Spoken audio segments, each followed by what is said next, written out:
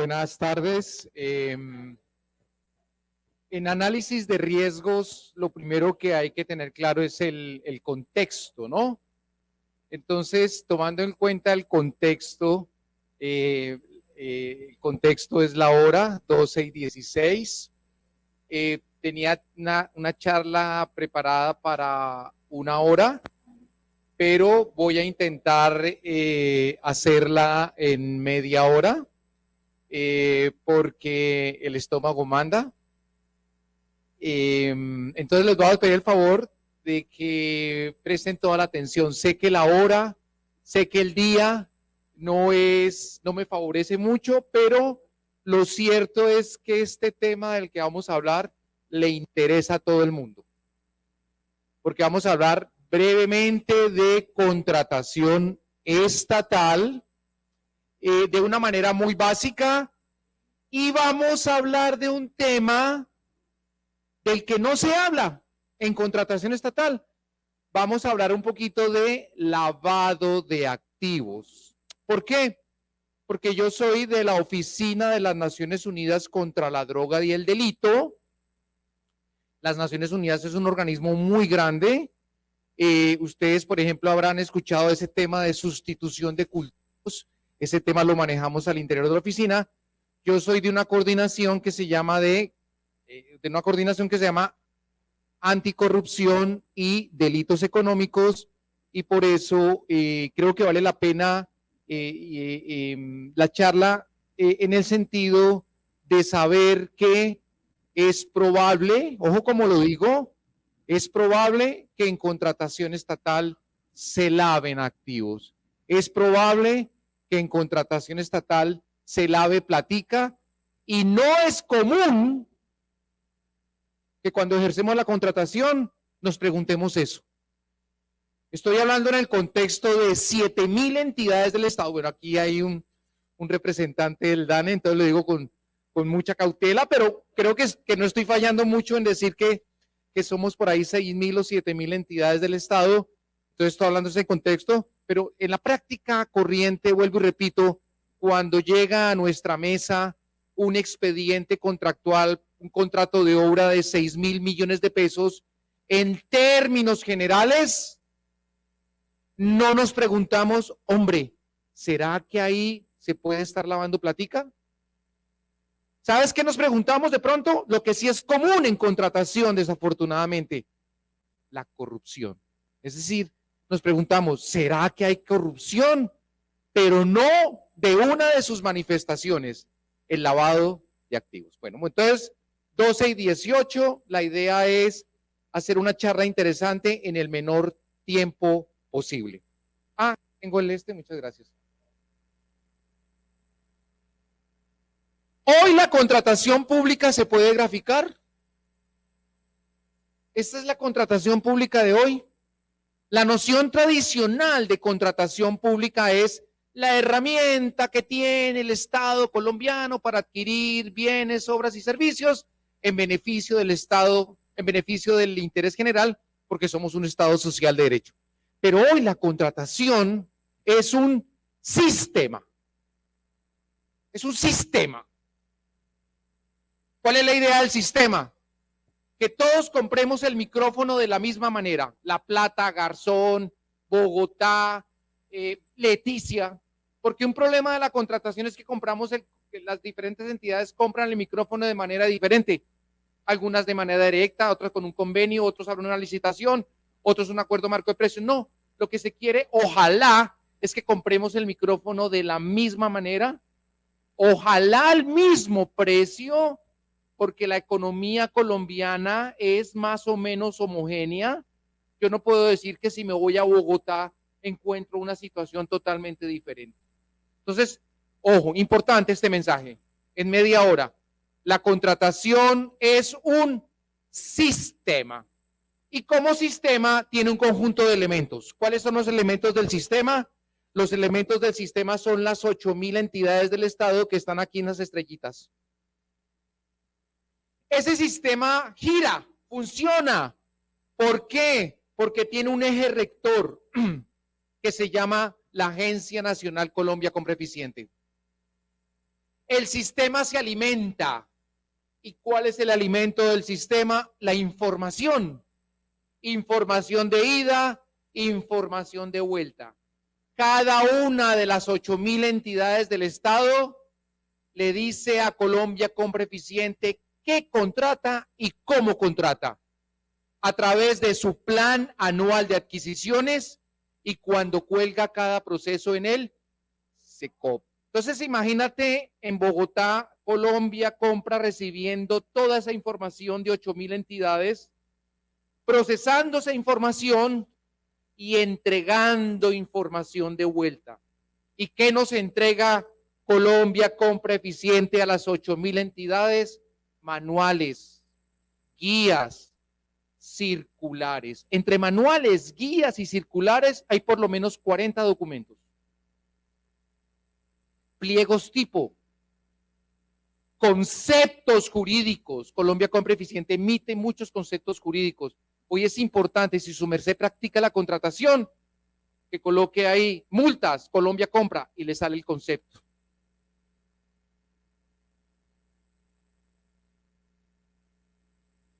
Dentro de este sistema, encontramos dos sistemas electrónicos, el SECOP y el SIGEP. El SIGEP, manejado por el DAFT, es el que utilizamos para... ¿Cuál es el contrato que más se utiliza en contratación estatal? Prestación de servicios, ese es el campeón.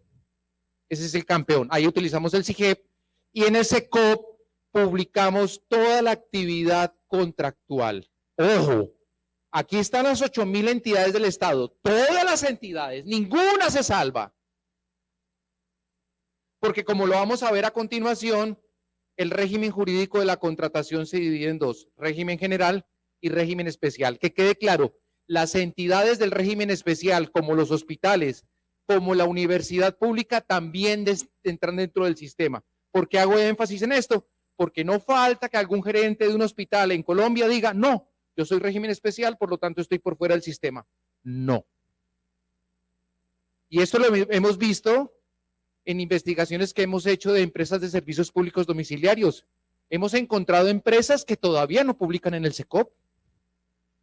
Y ya es claro que tienen que publicar en el SECOP. Muy bien.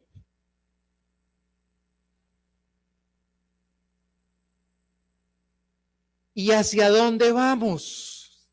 Este es el diagnóstico actual, ¿no? Una contratación electrónica, una contratación donde todo está por escrito, pero vamos hacia esto. Y aquí hay un término de pronto novedoso para algunos de ustedes. Está en inglés, GovTech. ¿Qué es el GovTech? Es la gobernanza digital. Es el uso de la tecnología, de la innovación para contratar. Todavía no, pero hacia eso vamos. Hoy no es muy loco pensar que un proceso de contratación pequeño, como puede ser el contratarte a ti, ¿por qué no lo hacemos a través del uso de la inteligencia artificial? De pronto necesitamos a un ser humano para que justifique la necesidad. Pero de ahí para adelante, ¿por qué no la inteligencia no puede analizar tu hoja de vida?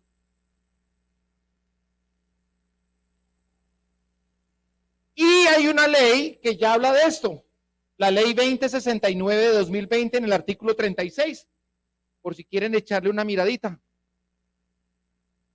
Entonces, en 5 minutos hemos dicho qué es la contratación de hoy. No te olvides, es un sistema de compras públicas. ¿Y hacia dónde va? Hacia el uso de la tecnología, de la innovación. Imagínate usar la inteligencia artificial para estudiar el mercado. Imagínate usar la inteligencia artificial para un análisis de riesgos. Entonces es un mensaje muy importante que quiero enviar. Muy bien. Como la contratación es electrónica hoy, la contratación electrónica es un sistema de redes desde Bogotá, sin perjuicio de la autonomía que tienen ciertos sectores, ciertas entidades, los territorios, No obstante, y esto también a raíz del fenómeno de la corrupción, sin querer queriendo, estamos controlando los sectores, dos grandes sectores de la contratación. Las obras públicas las estamos controlando un poquito a través de los denominados pliegos tipo. Obras, pero esto se va a extender. Por lo pronto, el tema de los pliegos tipo son unos pliegos de condiciones estandarizados elaborados por Colombia con Preficiente, donde el margen de movilidad del alcalde de La Plata, Huila, es muy poco. Él puede insertar alguna información, pero el cuerpo del pliego ya viene prediseñado. Y lo mismo con las compras. ¿Cómo estamos controlando las compras? A través de los acuerdos marcos de precios, de aquellos bienes y servicios que más adquirimos. ¿Y cuáles son los bienes y servicios que más adquirimos en la contratación pública? Los bienes y servicios de características técnicas, uniformes y de común utilización. Computadores, micrófonos, sillas, eso nos la pasamos contratando. Es importante, ¿no? Se están controlando estos sectores. Son dos grandes sectores de la contratación pública. Muy bien. Regímenes de contratación estatal, brevemente. Nuestro hermoso país, Colombia. Colombia es una mujer y tenemos dos regímenes, el régimen general y el régimen especial. Esto comienza con la Constitución del 91, cuando el constituyente, por allá en el artículo 150, numeral 25, dice: hombre, yo quiero que haya un solo estatuto de contratación para la administración pública. Cuando escuchemos administración pública, obviamente esto lo saben los estudiantes de la ESAP, por eso es que la ESAP se llama Escuela Superior de Administración Pública, estamos hablando de todo el Estado. Si tú quieres aprender cuál es la estructura del Estado colombiano, te vas por favor al artículo 113 de la Constitución, que nos dice que el Estado colombiano son las ramas del poder público y los órganos autónomos e independientes. Todo. La orden o la disposición del constituyente es que hubiese un solo estatuto de contratación para toda la administración pública. Por eso es que la Procuraduría aplica el mismo régimen de contratación de la alcaldía. Pero fíjate que la Procuraduría está por fuera de las ramas del poder público. No obstante, se respetaron los regímenes especiales. De hecho, antes de la Constitución, antes del Estatuto General, ya vamos a hablar de él, se venía gestando, por ejemplo, ya existía la ley de las universidades públicas, la ley 30 del 92. Dentro de los regímenes especiales encontramos sectores estructurales. Esto de regímenes especiales va entre comillas, porque sectores estructurales del Estado colombiano están acá. Servicios públicos domiciliarios, imagínate. La educación, la salud.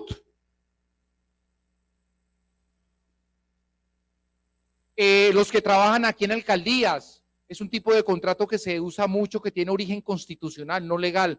Los contratos con entidades privadas sin ánimo de lucro, las ESALs, ¿sí? Cuyo fundamento jurídico o constitucional está en el artículo 355, desarrollado, reglamentado por el decreto 092. Entonces, regímenes especiales. No se olviden, servicios públicos domiciliarios, salud y educación. Casi nada. La mitad de Colombia está acá. La mitad de la contratación está acá. Pero tenemos un régimen general. ¿Por qué es general?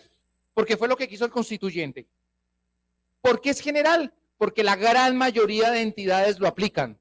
Presidencia, ministerios, DANE, Departamento Nacional de Planeación, las alcaldías del país, todas las alcaldías del país, gobernación, el sector defensa, algunas entidades del sector defensa no, por ejemplo, Indumil está dentro del régimen especial. Pero lo cierto es que en general, porque, váyanse con este mensaje, porque la gran mayoría de entidades lo aplican. El régimen general. Esta es la estructura de la contratación hoy. Régimen general y régimen especial. Esto es para sorprenderlos.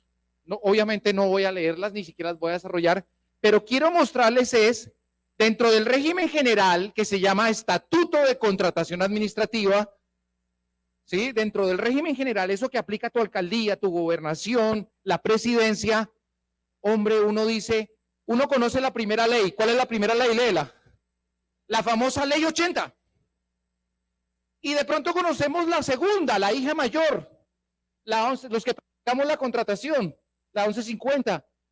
Y de pronto conocemos la 1474 y uno que otra. Pero oh, sorpresa cuando vemos que pasados, ¿cuántos años? 93, más de 30 años, 31 años, me dieron 5 minutos. Mira lo que encontramos. 31 leyes. 31 leyes que han modificado el Estatuto de Contratación. ¿Cuál es la última ley? La primera ley, 80. La última, la 2294, el Plan Nacional de Desarrollo del señor presidente. El plan actual, el Plan Nacional de Desarrollo actual. Colombia, potencia mundial de vida. Esa es la última ley, para que quedéis ubicados. Ya me puse nervioso porque me acaban de mostrar un cartel que dice 5 minutos. Decreto. El decreto madre, el decreto único, el duro, el decreto es el que reglamenta la ley, el decreto 1082 de 2018, pero plan, modificación. Hoy tenemos 25 decretos. ¿Cuál es el último? Para que quedéis ubicados, acaba de salir el decreto 1122 de 2024 que desarrolla eso que trabajamos al interior de mi oficina, el tema de corrupción, que desarrolla un artículo que viene desde la ley 1474 de 2011, que se modifica con el artículo 31 de la ley 2195 y es la adopción de los programas de transparencia y ética pública por parte de no todas las entidades, porque curiosamente la ley y el decreto dice que son entidades del orden nacional, departamental y municipal. No toca a las entidades distritales. Es decir, el distrito de Bogotá no tendría la obligación en principio. Vamos a ver cómo se desarrolla eso. Pero la norma habla de entidades nacionales, departamentales y municipales. Y aquí tenéis entonces el escenario para que queden ustedes ahí. Uy, ¿cómo así? Eso que yo aplico en la alcaldía tiene ¿cuántas leyes? 30 y pico. Eso que yo aplico en la alcaldía, ¿cuántos decretos tiene? 20 y pico. Por ejemplo, la ESAP. ¿Cuál es el régimen de contratación de la ESAP? El Estatuto de Contratación. Que la identificamos, vuelvo y repito, como la famosa ley 80, pero ahora, al salir de este congreso, vamos a decir que se identifica con la ley 80 más 30 y pico de leyes. Ahí los dejo como para que queden medio pensativos. ¿Cómo así? Pero fuera de eso tenemos ¿qué? Jurisprudencia, sobre todo de la Corte Constitucional, perdón, del Consejo de Estado, de la Corte Constitucional también. Los manuales, guías, circulares, libros de contratación estatal. Ese es el escenario que hoy tenemos de la contratación. Conclusión de la contratación estatal. Hoy todo está por escrito. ¿Vamos bien o muy rápido? ¿Aguanta el estómago un ratico o no? Perfecto.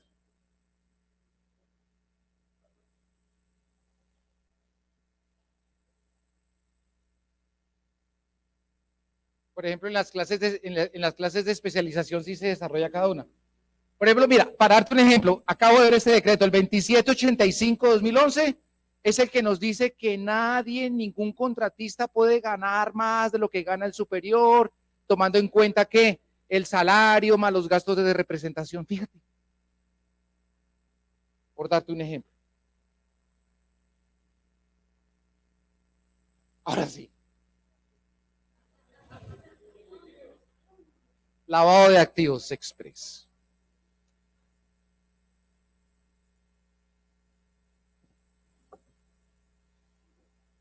El problema con el lavado de activos, mi querido escucha, el problema con el lavado de activos es que es un delito, primero que es un delito, pero es un delito que no se ve. No es como el homicidio, no es como el hurto. Al contrario, es de las características del lavado de activos no dejarse ver, pasar por debajo de cuerda. Ese es un problema con el lavado de activos. Súmale a eso que en contratación estatal, lavar plata no tiene nada que ver con el incumplimiento del contrato. Porque lo que se mira en la parte negativa de la contratación, ¿cuál es? El incumplimiento del contrato. Pero al contrario, no me importa el origen de la plata, pero si yo le meto liquidez a ese contratico de obra, ¿qué pasa? Se cumple. Si yo le meto dinero, no voy a hablar de narcotráfico, porque ese es el delito más representativo del lavado de activos. Olvidémonos del narcotráfico. El lavado de activos proviene de 65 delitos que se llaman delitos fuente.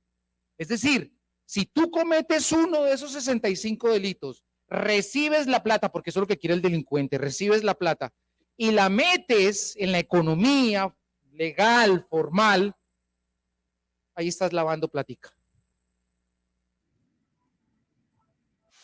Dos ejemplos de delito para que tengáis, para que ojalá les impacte el cerebro y veamos el perjuicio que tiene el lavado de activos para nuestra sociedad. Mis dos delitos de ejemplo son el secuestro extorsivo, suena duro y es duro, y trata de personas, o lo voy a decir más grave todavía, trata de menores de edad con fines de prostitución. Es decir, si yo me dedico aquí en Neiva a coger niñas menores de edad, que es un atractivo para los pervertidos, y comienzo a prostituirlas, y de eso gano platica, y esa platica la meto en la economía, monto un restaurante, compro un apartamentico, ahí estoy lavando activos. Pero quiero que se queden con esos dos delitos. El narcotráfico no. Entonces, ¿qué sucede? Ese es el problema del lavado de activos, que es muy difícil identificarlo. En el campo penal es muy difícil condenar a alguien por lavado de activos. Generalmente se condena más por otro delito que se parece mucho y es mucho más fácil de demostrar porque en este otro delito la carga de la prueba le corresponde al imputado y se llama el enriquecimiento ilícito. Si me hago entender, tú ganas tanto, pero ¿cómo es posible que tengas?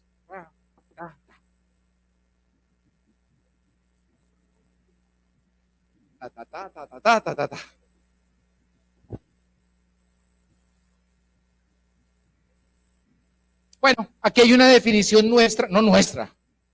Esto viene de un tratado internacional de Palermo del 2000. Aquí se dice que el lavado de activos, lo va a leer lento, es la conversión o la transferencia de bienes a sabiendas de que esos bienes son productos del delito, con el propósito de ocultar o disimular el origen ilícito de los bienes o ayudar a cualquier persona involucrada en la comisión del delito determinante a eludir las consecuencias jurídicas de sus actos. La definición corta, la que nos tiene que quedar en la mente, el lavado de activos es dar apariencia de legalidad a algo que en esencia es ilegal, que proviene de un delito, no de cualquier delito, sino de los 65 delitos fuente. Acuérdate los dos ejemplos de delito, ¿cuáles son? Trata de menores con fines de prostitución, para que quede, suene, y el otro, secuestro extorsivo.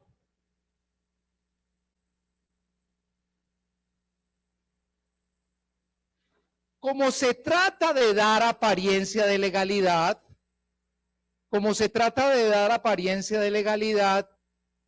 a mí me interesa confundir el dinero ilegal con el legal. El billete es el mismo, 50.000 pesos acá en el bolsillo izquierdo, 50.000 pesos aquí en el bolsillo derecho, pero en el bolsillo derecho es producto de mi trabajo normal, legal, y mis 50.000 pesos de aquí de mis actividades ilícitas del lavado de activos, pero el billete es el mismo. Ahí comenzó el problema. ¿Cómo le demuestro yo a Augusto que el billete de la izquierda es lavado de activos? Entonces, como es de la esencia del lavado de activos, ya tengo que parar. Sugiero 1 minuto o 2 minutos más. ¿Qué les parece? Siga, doctor, por favor. Doctor, 5 minutos más.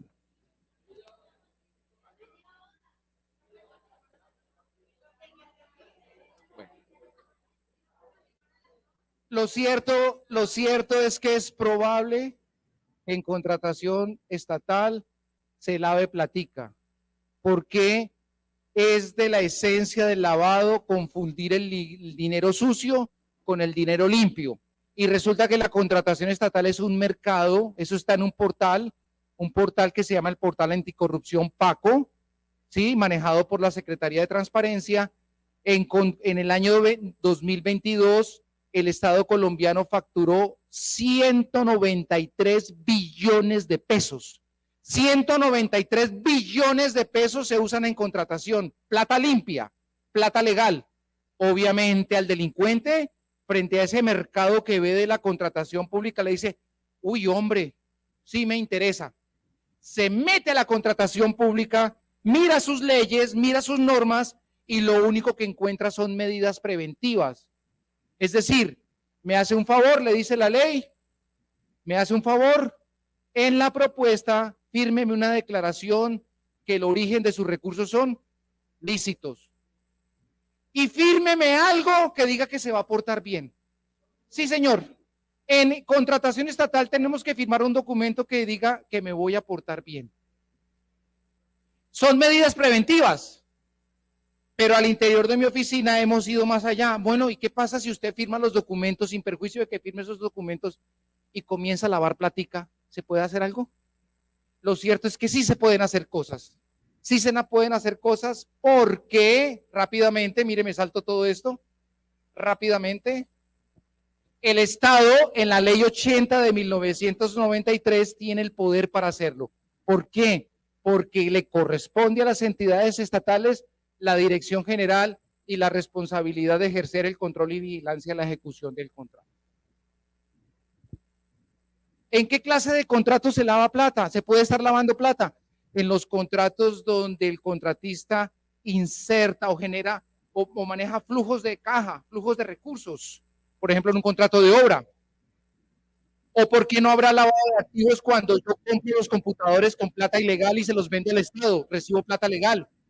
¿O no puede haber lavado de activos, por ejemplo, cuando yo arriendo, la alcaldía de Neiva puede arrendar una casa como arrendadora y yo le pago el arriendito cumplidamente todos los meses? Ahí podría haber. O cuando se recibe un anticipo. Aquí están los ejemplos más adelante. El problema, entonces, ya para terminar, y les ruego me disculpen el apuro. Aquí la pregunta es clave: ¿por qué vale la pena actuar contra el lavado de activos en el sistema de compras públicas, en la contratación estatal? Y yo hago la pregunta: ¿por qué no nos hacemos los locos? ¿Por qué no es mejor hacernos los locos? No inconvenientes, si esto a la larga hace que el contrato se cumpla. El salón se construye de una mejor manera, inclusive le podemos poner un piso mejor, el aire acondicionado. ¿Por qué no nos quedamos callados mejor frente al lavado de activos? ¿Por qué no nos hacemos los locos? ¿Existen razones de índole económica para decir que el lavado de activos es totalmente negativo? Afecta a la política monetaria, dicen unos, parte del el circulante, tanto físico como virtual, pues está diseñado, está pensado, es para actividades productivas legales.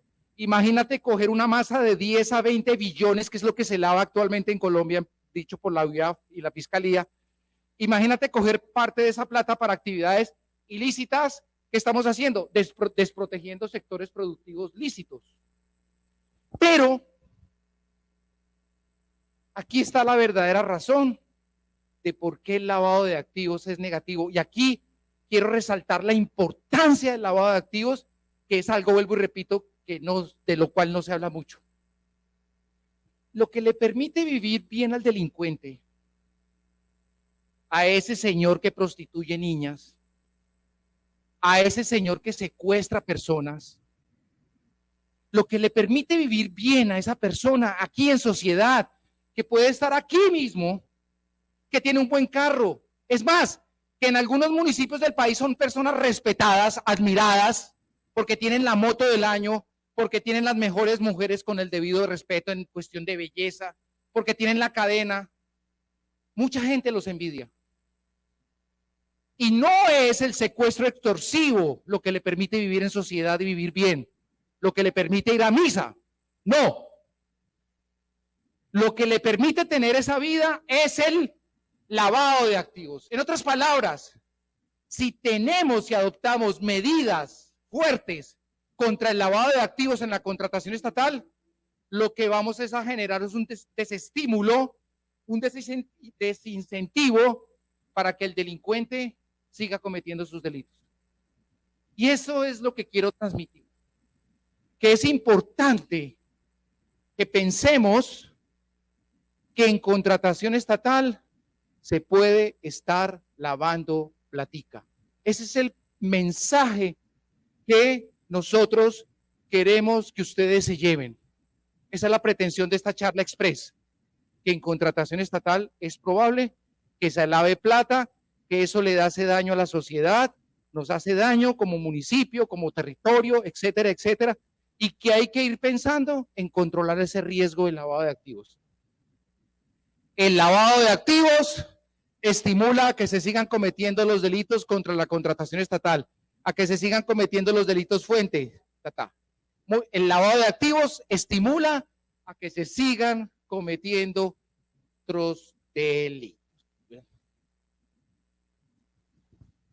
Muchas gracias. Muchas gracias, doctor Augusto.